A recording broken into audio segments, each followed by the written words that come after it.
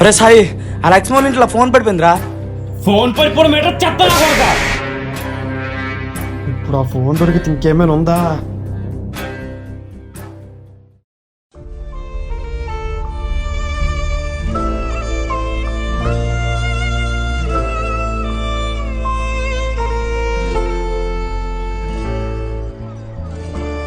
అక్కలా చేస్తుందని అనుకోలేదురా. అక్క ఊరేసుకున్న రూమ్లో మోహన్ గారి ఫోన్ దొరికిందిరా. వాడి ఫోన్ మన ఇంట్లో దొరకడం ఏంట్రా? అదే నాకు అర్థం కావడం లేదురా. నాకు ఎందుకో వాడి మీద అనుమానంగా ఉంది. వాడిని పట్టుకుంటే నిజం బయటకు వస్తుందేమో.